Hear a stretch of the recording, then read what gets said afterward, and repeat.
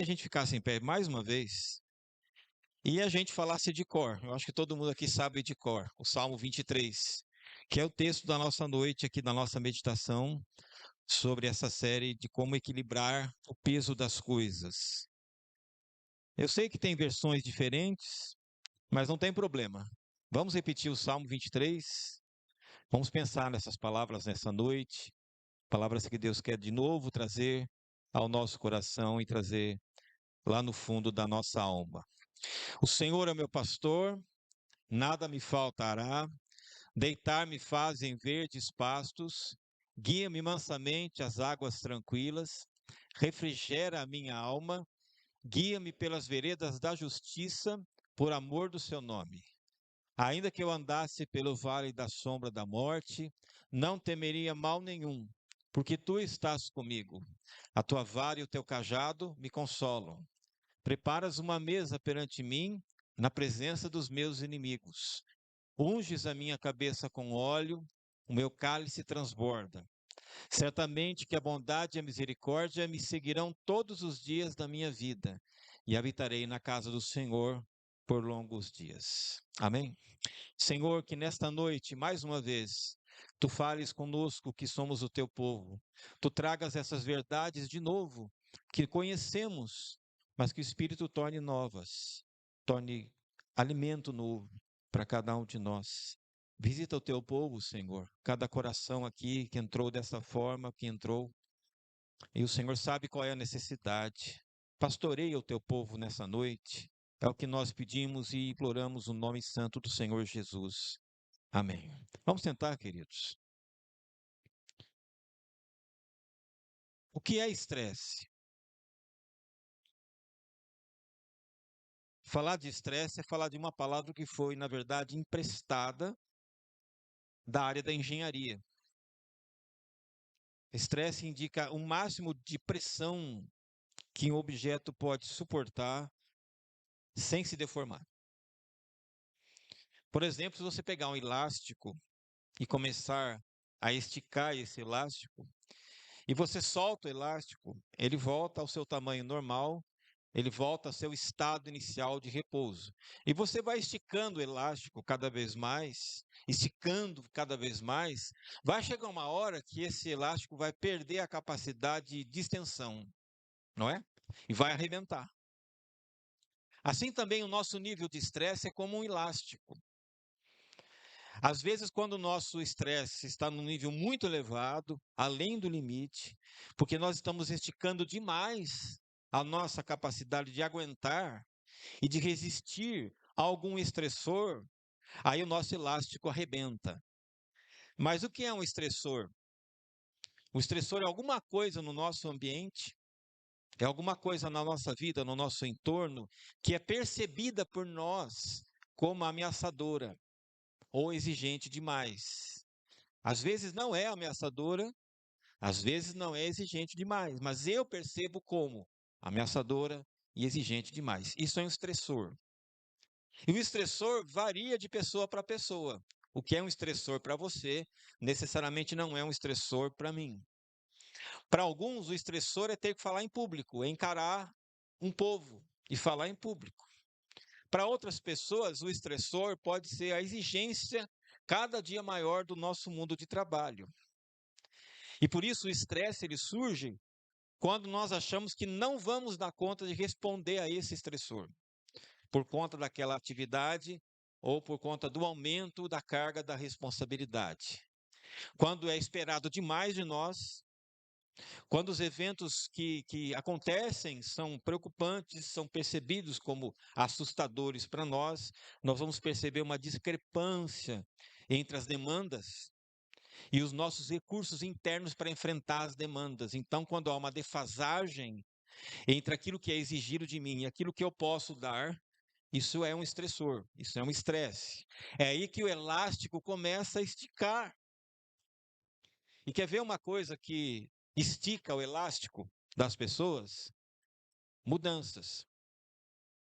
Tanto mudanças positivas, mudanças boas, como mudanças não tão boas. Elas vão esticar o nosso elástico. Quer ver?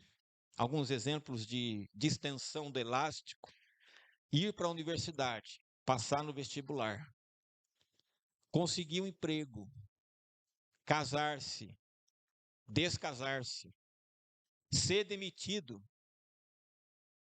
perder um dos pais, ganhar um prêmio importante, não ganhar o prêmio importante, chegar em primeiro lugar, chegar em terceiro lugar, ser promovido, não ser promovido, e assim por diante. Toda situação de mudança, seja boa ou não tão boa, vai gerar esse estresse. E quanto maior o número de mudanças que você vai acumulando, mais provavelmente o seu estado fisiológico vai ser afetado por isso. Então, o estresse é um estado mental, emocional e físico de desequilíbrio quando nós vamos além do limite que nós poderíamos aguentar. E na medida que a exigência cresce, na medida que ela aumenta, aumentam os nossos déficits para responder à exigência que é dada, posta sobre nós. E nesse ponto, nós já podemos ter arrebentado o nosso elástico. Então, para quem já arrebentou elástico nessa noite, está aqui com seu elástico arrebentado, ou para aquele que está em vias de arrebentar o seu elástico, nós precisamos aprender algumas lições práticas desse salmo tão amado, que é o Salmo 23, um dos mais conhecidos salmos de todos nós. E a frase que geralmente todo mundo conhece do Salmo 23 é: O Senhor é o meu pastor, nada me faltará. O texto fala de pastor, mas o texto também fala de uma falta. O Senhor é meu pastor, nada me faltará. E talvez essa seja uma das razões do nosso estresse, a questão da falta. Porque sendo nós seres insatisfeitos, como nós somos, sempre na nossa mente haverá uma falta. A falta de algo que não nos deixa completos como nós gostaríamos de estar. Haverá um sentimento interno de frustração porque eu ainda não alcancei aquela falta, não fui suprido naquela falta. E todo ser humano vai sentir a necessidade de uma falta, porque todo ser humano é um ser desejante. Quer ver um exemplo? Asaf, o salmista Asaf, no Salmo 73, ele diz que teve inveja dos ímpios, porque ele começou a comparar a sua situação e começou a comparar a sua vida com a vida do ímpio, que não temia a Deus. E na comparação, ele saiu perdendo. E por que Asaf achou que saiu perdendo? Porque ele disse que o ímpio prospera financeiramente, enquanto ele tinha que pagar os boletos. O ímpio não enfrenta sofrimento, pelo menos não parece enfrentar sofrimentos, porque todo dia ele está sorrindo. Enquanto eu gemo cada dia, Asaf diz. O ímpio não fica doente, ele esbanja a saúde, os olhos dele estão saltando de gordura, de tanta saúde. E ele esqueceu que nem sempre gordura é sinal de saúde. Né? Olho gordo não é necessariamente sinal de que alguém está muito bem. O ímpio zomba de Deus e vai tudo bem para o ímpio. Essa é a conclusão que Asaf tem. Então Asaf está sob um estresse muito grande porque ele cobiça uma vida que ele não tem. Ele olha para o modelo do ímpio e diz: Isto me falta. A vida do ímpio me falta. Essa é a falta dele. E pelo menos até o começo do salmo, Deus não é suficiente para Asaf. Não basta ter Deus. Deus teria que me dar a vida que o ímpio tem. Pelo menos no começo do salmo. Asaf chega à conclusão que ele precisa mais do que Deus. Ele precisa de Deus e da vida que o ímpio tem. E nós? Será que realmente Deus nos basta? Será que Deus é o bastante? Será que Deus é o suficiente para nós?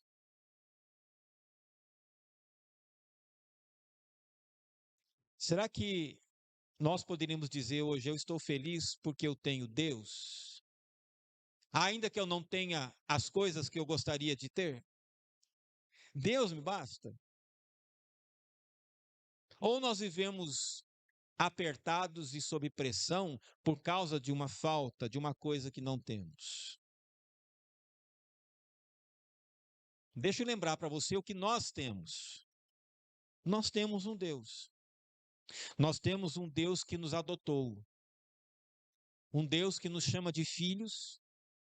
Um Deus que perdoa os nossos pecados. Um Deus que vigia o nosso sono porque não dorme, não cochila. Um Deus que aos seus amados dá enquanto eles dormem. Um Deus que garante a sua companhia em todos os momentos da nossa vida. Um Deus que derrama graça sobre nós. Um Deus que é o autor de toda boa dádiva, de todo dom perfeito. Um Deus que é misericordioso e compassivo, assaz benigno. Um Deus que não nos trata conforme o nosso pecado. Um Deus que não nos retribui consoante a nossa iniquidade. Um Deus que afasta de nós os nossos pecados. Mas nem sempre, queridos, Deus é o bastante para nós. Porque se nós temos a falta, mas temos Deus, nada nos falta.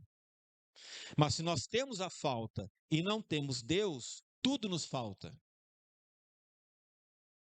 Teresa de Ávila escreveu uma oração que eu gostaria de reproduzir para você. Ela diz: nada te turbe, pois tudo passa.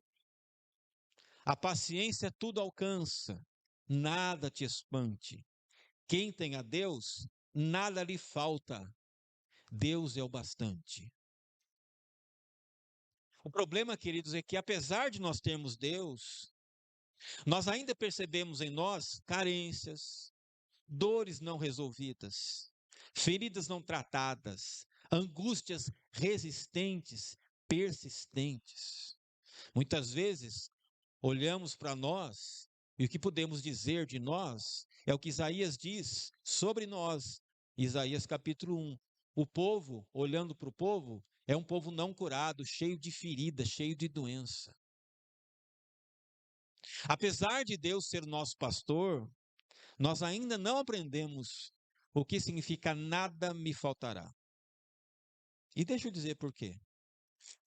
Deus ser o nosso pastor não implica dizer que Deus vai me dar tudo o que eu quero. Esse nada me faltará não significa dizer que por ser o pastor, ele me dará tudo o que me falta. Talvez eu parta dessa vida sem ter tudo o que eu quis. E você vai partir dessa vida sem ter tido tudo o que você desejou.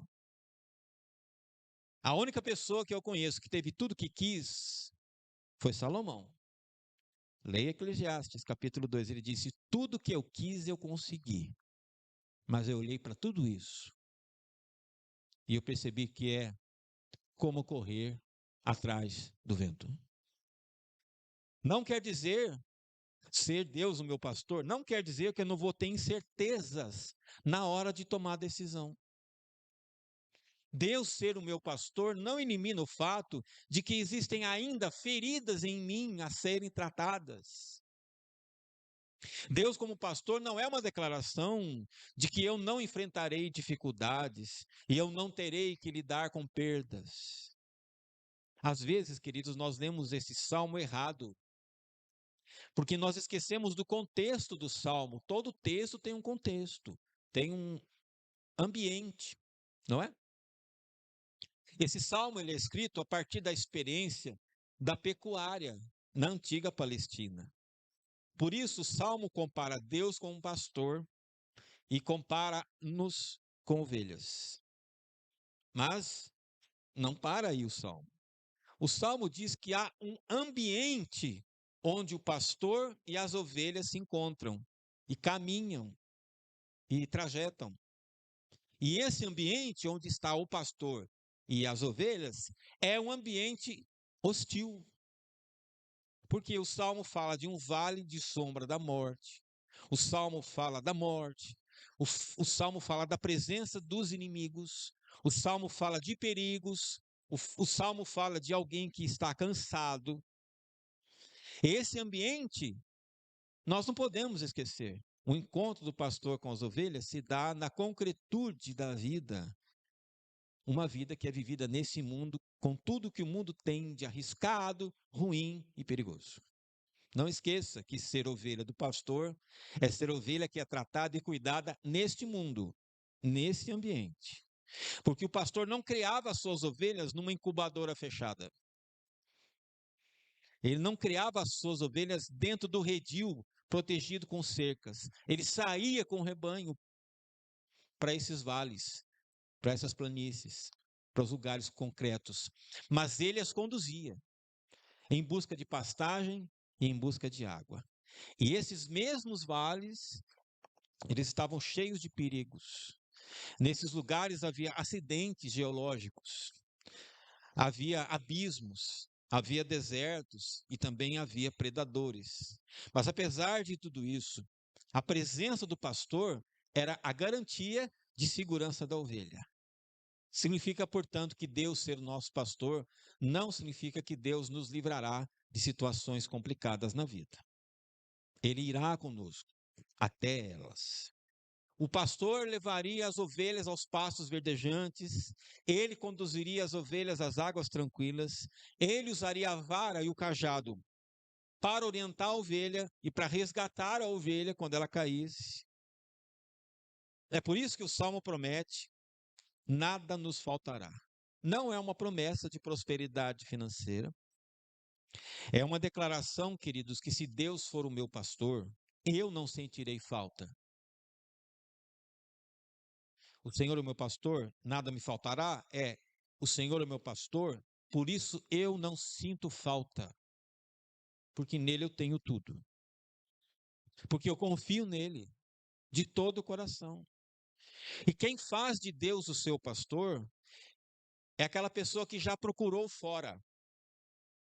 Procurou tanto lá fora e sabe que tudo que tem lá fora é insuficiente para contentá-la, para preenchê-la, para supri-la.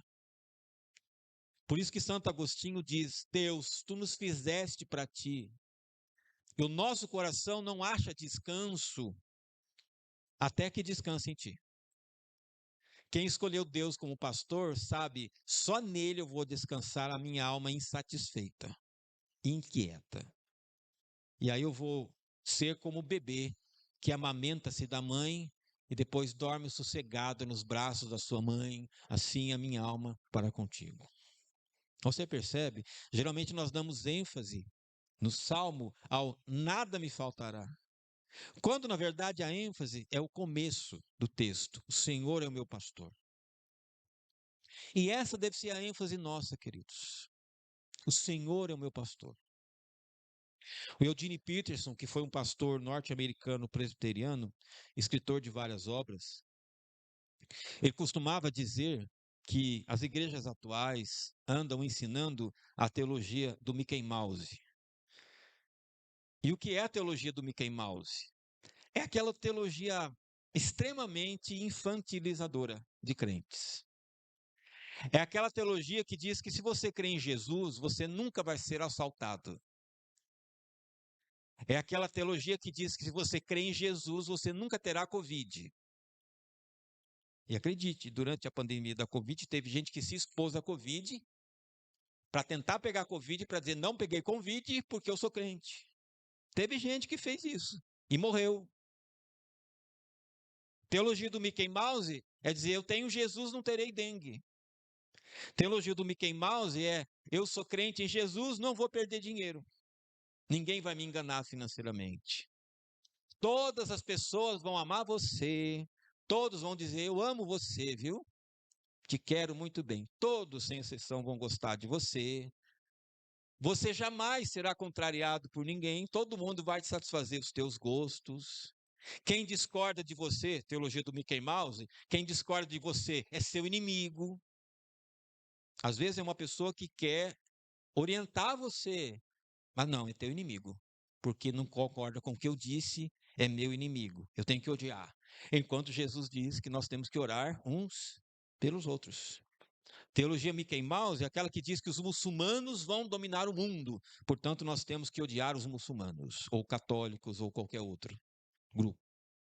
Teologia do Mickey Mouse é você dizer que basta repetir nome de Jesus 3 vezes e toda doença é curada instantaneamente e toda depressão some na hora. Queridos, talvez nós tenhamos criado uma imagem mental de Deus absolutamente errada. E às vezes criamos uma expectativa de Deus que só existe na cabeça da gente e não na Bíblia. Às vezes nós reivindicamos promessas de Deus que Deus necessariamente não fez. Quer ver um exemplo? Texto que todo mundo que é pai gosta. Ensina a criança no caminho que deve andar e ainda quando for velho, não se desviará dele. A gente lê esse texto a nosso favor. Amém? Ensina a criança a ir na igreja e ainda que ela for velho, ela pode até sair da igreja, mas ela volta um dia. Significa, você que é pai, nem vá na igreja, basta mandar o teu filho, vai meu filho para a igreja, eu não vou. E você não desviará da igreja. Não. O que o texto está dizendo é, ensina a criança, porque você ensina o teu filho desde que ele é bebê. Você está ensinando ele. O que você fala em casa, ele copia. A maneira como você age com os outros, ele copia. A maneira como você trata a mãe dele, ele copia. A maneira como você trata outros homens, ele copia. A maneira como você é com seu filho, ele copia. Então ensina ele, e você vai ver que até quando for velho, ele vai ser a tua cópia. Aí mudou o texto, né? É isso que o texto diz. Ensina o teu filho, e ele vai ser a cópia sua. Porque vai mesmo. Então, às vezes, nós transformamos Deus numa imagem que é a nossa imagem, queridos, e que não é Deus. Porque Deus é glorioso, Deus é soberano, Deus é eterno, Deus é onipotente, Deus é maravilhoso, Deus é onipresente, Deus é o Rei dos Reis, o Senhor dos Senhores, é o Pai da eternidade, é o Príncipe da paz, é o amado da nossa alma. Amém? E às vezes, Deus pode ser o motivo, a causa do seu estresse. Deus pode ser a causa do seu estresse. Tem gente que está com estresse religioso, com estresse de Deus. Por quê? Porque esse estresse que as pessoas têm de Deus não é do Deus da Bíblia, mas é o Deus que está na cabeça delas. E esse Deus estressa mesmo, esse Deus faz mal. Esse Deus criado por você, inventado por você, faz mal. Ele oprime mesmo. Esse Deus, segundo a sua cabeça, via de regra, vai decepcionar você, porque simplesmente não existe. Mas o Deus da Bíblia, queridos, o Deus verdadeiro que é revelado em Jesus, todo aquele que nele confia jamais será decepcionado. E glória a Deus por isso. Quem crê e segue o verdadeiro Deus da Bíblia, segundo a imagem dele em Jesus, jamais será frustrado.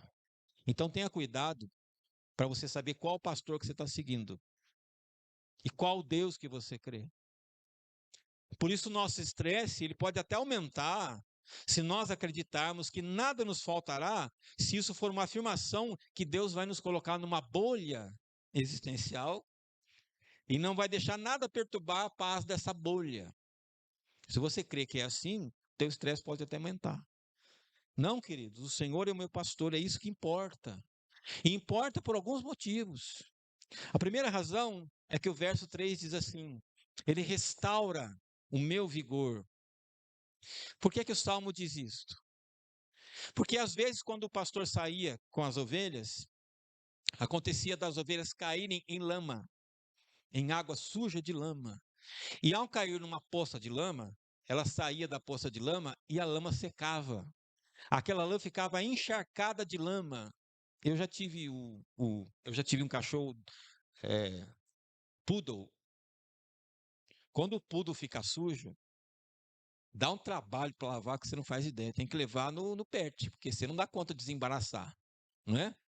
Fica aquela coisa toda engrenhada, né? Nem água penetra ali. E quando a ovelha caía no buraco, quando caía numa lama, ela ficava encharcada. Aí o peso da lama pesava ainda mais sobre a lã e ela nem conseguia respirar direito. e nem conseguia andar direito com aquele peso extra no seu corpo. O que o pastor fazia? Pegava a ovelha no braço, ia até as águas correntes e deixava a água lavar a lã.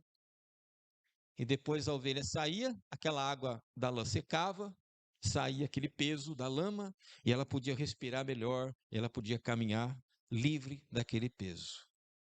Perceba que o texto não diz que não vai haver lama, mas diz que quando nós estivermos na lama, o pastor vai nos pegar, nos levar para as águas correntes, para aliviar o nosso peso. Amém, queridos? E quantas coisas pesam sobre você?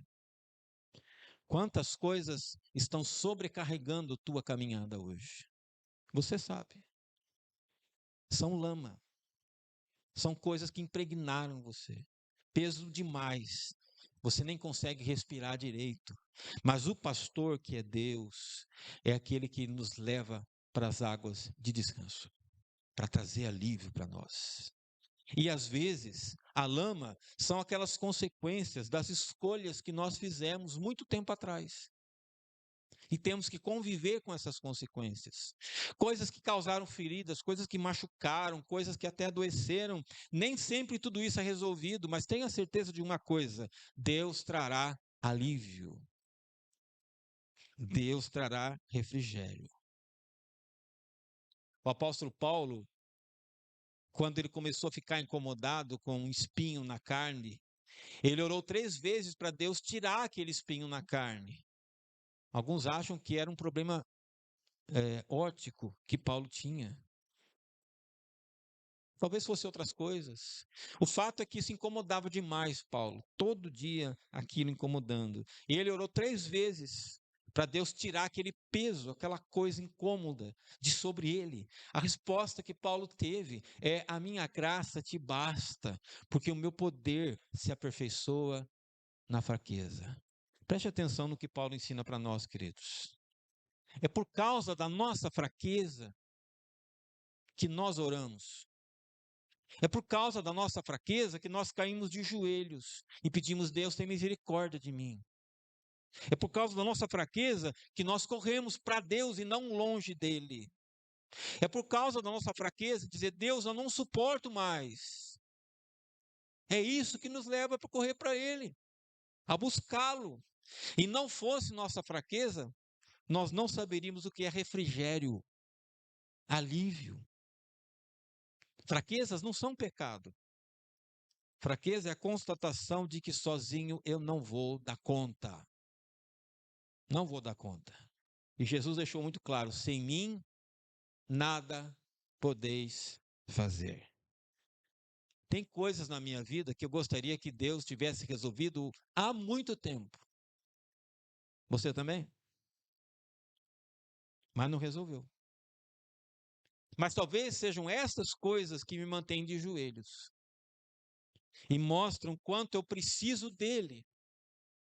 E que preciso ouvir o que ele diz: a minha graça te basta, porque o meu poder vai trabalhar nessa fraqueza. É na fraqueza que eu compareço, é na fraqueza que eu sustento, é na fraqueza que eu dou alívio. Então, refrigério para a alma, queridos, é aquilo que Deus dá quando o peso das coisas nos põe para baixo. De alguma forma, Deus trará alívio para você. E quando o nosso elástico, então, esticar demais, Deus vai conceder algum escape, algum livramento, algum oásis no meio do deserto, no calor das pressões da vida. Eu acho que você já provou isso, eu também. O alívio de Deus, naquele momento que seu elástico estava quase arrebentando, e de repente Deus mandou alguma coisa para você, e você sorriu e respirou aliviado. Alívio. Henry Nouwen, quando ele comenta o texto de Isaías 53, ele diz que Jesus é o nosso curador ferido,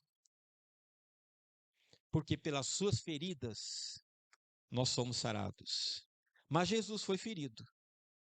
E quando Jesus ressuscitou, ele tinha cicatrizes. É interessante, né? Jesus ressuscitou, ele podia ressuscitar sem a cicatriz aqui do lado da lança que o soldado espetou. Ele podia ter ressuscitado sem a marca dos cravos nas mãos e nos pés. Ele podia ter ressuscitado com uma pele novinha de bebê, lisinha. Ele ressuscitou com cicatriz. Então, querido, se o nosso Salvador tem cicatrizes, é porque ele ensina que nessa vida vamos ser feridos. Você vai ter cicatriz, como ele teve. As dores vão existir, mas o pastor, que é Deus, aliviará cada uma da sua dor. Apesar da cicatriz, você olhará para a cicatriz e você dirá: não dói mais. Existiu, mas não dói mais. O Senhor me trouxe alívio. O Senhor me trouxe refrigério. É isso que Isaías diz com toda a força no capítulo 40. Ele fortalece o cansado, ele dá grande vigor ao que está sem forças. Até os jovens se cansam e ficam exaustos, e os moços tropeçam e caem, mas aqueles que esperam no Senhor renovam suas forças. Eles voam. Olha a linguagem de Isaías. Os que esperam no Senhor, eles não andam, eles voam. Olha uma pessoa que foi tão machucada, tão sujeita a situações adversas, que ficou cansada, que está sem forças, mas se espera no Senhor, ela recebe asas. Voam alto como águias, correm e não ficam exaustos, andam e não se cansam. Amém, queridos? Mas talvez a sua fonte de estresse não seja problema, algum tipo de problema ou algum sofrimento. Talvez a sua origem de estresse seja o fato de que você tem que tomar uma decisão muito séria na tua vida. Algum assunto que você tem que decidir. E apesar de você orar, você não consegue entender o que Deus está dizendo. Para onde eu vou? O que é que eu devo fazer? Que escolha eu devo tomar? E aí se levanta a grande pergunta: como é que Deus nos fala? Como é que Deus revela a sua vontade nas coisas do dia a dia? É aí que o verso 3 do Salmo 23 diz: guia-me nas veredas da justiça, por amor do seu nome.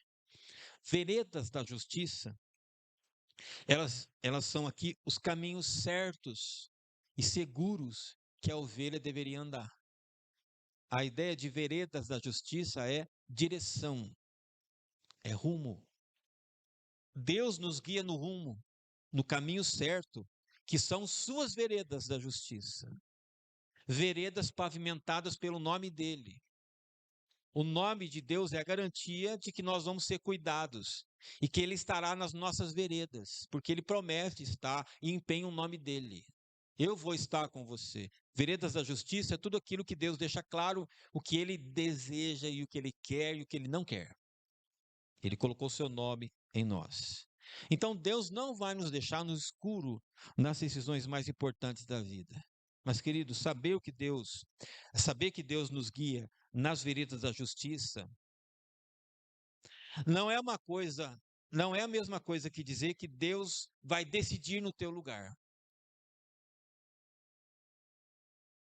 Porque muitos irmãos piedosos e sinceros, eles acham e agem em determinadas situações da vida: não sei o que decidir, vou ficar sentado, não vou fazer nada. Até que Deus decida por mim. E se for de Deus, vai acontecer no tempo certo, e porque não aconteceu, porque não era para acontecer. Ou eles dizem: eu vou orar e vou esperar até sexta-feira, meio-dia. Meio-dia e um, se não aconteceu nada, eu faço isso ou eu faço aquilo. Ou então eu vou abrir a Bíblia ao acaso e vou pôr o dedo lá. Primeiro texto que eu ler é essa a resposta, porque essa é a palavra de Deus para a decisão que eu tenho que tomar. Esse tipo de pensamento pode até ser piedoso, queridos, mas ele é perigoso. Porque se eu não decidir nada, eu já tomei a decisão de não decidir. E Deus nos dirigir no caminho da justiça não significa dizer que Deus vai fazer o que eu tenho que fazer e decidir o que eu tenho que decidir. Ele vai me instruir, mas não decidir. Porque se for nessa base, desse meio mágico de descobrir a vontade de Deus, eu vou viver num tipo de gangorra emocional. Eu vou estar em certos momentos lá em cima no topo com Deus, e depois eu vou estar lá embaixo no vale, achando que Deus não está mais lá comigo. Então, eu não posso não decidir. E é verdade que às vezes tomar decisão traz estresse, mas eu não posso não decidir. Por quê? Porque pessoas dependem da minha decisão. Dependem da minha decisão na família, nos relacionamentos, no trabalho. Não há como fugir das decisões. Nem sempre nós vamos acertar, queridos.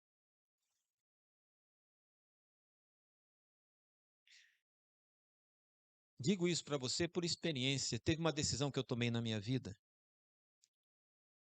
que foi assim. Eu era novinho, eu peguei um ônibus e disse: Deus, eu vou fazer o que eu tenho que fazer e acho que eu tenho que fazer e tomar essa decisão. Se o ônibus quebrar, furou pneu, quebrou o eixo, sei lá.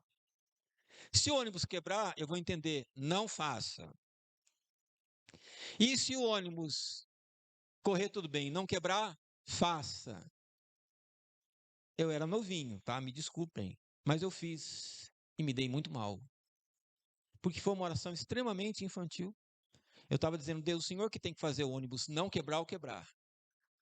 E aí Deus disse para mim, quem disse que eu tinha a ver com isso? Não é? Às vezes nós somos imaturos e eu já fui na fé. E nós achamos que Deus dirige a gente de maneira mágica, sem a gente tomar a nossa própria decisão. E às vezes, mesmo buscando direção de Deus, nós podemos não acertar. E não é porque Deus não nos guiou. Você se lembra de Paulo, quando João Marcos quis acompanhar a Paulo e a Barnabé na viagem? Estava tudo bem, ele acompanhou e foi lá fazer a missão. Depois ele sentiu saudades de casa e voltou para casa e não quis mais saber de missões. Depois ele quis voltar. Barnabé disse: Não, Paulo, vamos dar uma chance para o garoto, ele é bom, ele é crente. Paulo diz: Não, ele não se mostrou digno, perseverante, não vai. Aí Paulo e Barnabé discutem, né? E nunca mais se falam. Acaba a amizade de Paulo e Barnabé ali, por causa do João Marcos. Só que depois, quando Paulo já está velhinho na prisão, ele diz assim: traga João Marcos com você, porque ele é muito útil no ministério. Paulo, quando ficou velho, disse: eu errei com João Marcos. Eu estava errado. Paulo tomava decisão por base no Espírito Santo, queridos. E mesmo assim ele errou. E disse: eu errei. Traga João Marcos, porque ele é muito útil para o ministério. Então, queridos, Deus não vai dizer se você tem que trabalhar na Petrobras, ou na UFRN, ou em qualquer outro setor. Se você deve casar com o João, com Pedro, se você deve casar com a loira, com a morena. É você que vai casar. É você que vai trabalhar. Mas tem um critério. Qual é o critério? O critério se chama veredas da justiça. É como se o pastor chegasse para as ovelhas e elas falassem e dissesse para as ovelhas: olha, daquela árvore até aquela pedra, vocês podem pastar à vontade, porque eu estou vendo vocês. Então pastem daquela árvore até aquela pedra. Mas se vocês passarem do limite, o lobo vai pegar vocês. Então podem pastar da árvore até a pedra. E se não andarem nesse caminho, o lobo pega vocês. Então, se vocês começarem a mentir, não fica pedindo para eu dirigir sua vida. Você saiu do caminho da justiça. Se você começar a maltratar o teu irmão, não fica dizendo, Deus, me ajuda a tomar uma decisão. Você já saiu do caminho da justiça. Peça perdão. Se você roubar alguém ou prejudicar alguém, você saiu da vereda da justiça. Não fica pedindo para mim, Deus, guia a minha vida. Volte primeiro para a vereda da justiça. Então tome a decisão baseado nesse princípio de veredas da justiça. Fique nela. E certamente Deus vai guiar você. Assuma a responsabilidade pela sua vida. e submeta tudo a Deus. Porque Deus diz no verso 6, finalmente concluindo: eu sei que a bondade e a fidelidade me acompanharão todos os dias da minha vida, e eu voltarei à casa do Senhor enquanto eu viver. Eu quero chamar a sua atenção para essa palavra bondade. É a palavra hesed, que significa misericórdia.